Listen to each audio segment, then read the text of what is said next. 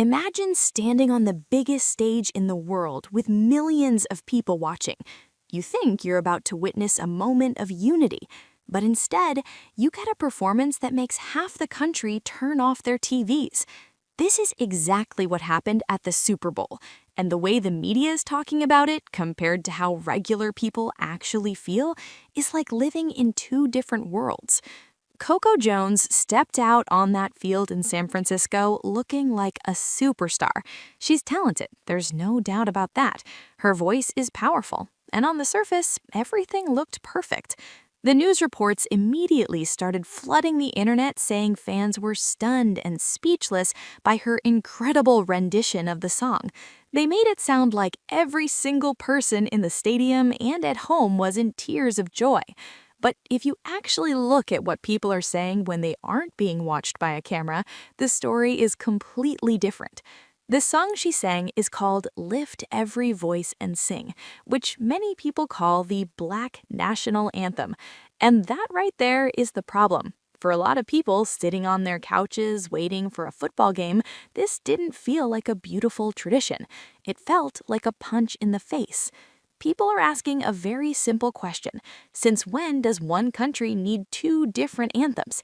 If you listen to the official story, this performance went down a storm.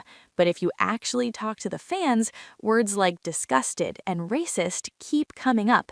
It's a weird situation where the media is telling you that you loved something while you're sitting there feeling totally annoyed. There's this massive gap between what we're told to think and what we actually see. One side says this is about history and respect. The other side says this is just another way to keep everyone divided. Think about it. We're at the Super Bowl. It's supposed to be the one time of the year where everyone forgets their problems and just enjoys the game. But instead of starting with something that brings everyone together, the NFL decided to lean into something that they knew would start a fight. There's a huge group of people who are just tired of it. They feel like they can't even watch a sport anymore without being told how to feel about race or politics. When you see someone online saying there is only one national anthem, they aren't just talking about a song. They're talking about the fact that they feel like their country is being pulled apart. They see this Black National Anthem as a way of saying that one group of people needs their own special song because the main one isn't for them. And look, Coco Jones is a great singer. This isn't really about her talent. She did her job and she did it well. But she was put in a position where she became a symbol for a massive argument. On one hand, you have the people who think this is incredible and rich. On the other, you have thousands of people who are literally saying they are done with the NFL because of this. The media keeps using words like controversial, but then they act surprised when people actually get upset. It's like they want the drama, because drama gets clicks. They post these headlines about how stunned everyone is, hoping you'll just agree so you don't look like the odd one out. But the comment sections are full of people who are just exhausted. They're saying it's ridiculous and all so tiresome. Is it really racist to have a separate anthem based on the color of your skin? That's what a lot of people are arguing. They feel like if the roles were reversed, it would be the biggest scandal in history. By creating these separate categories for everything, we aren't moving forward. We're just building more walls. What's even crazier is how the media tries to hide the backlash.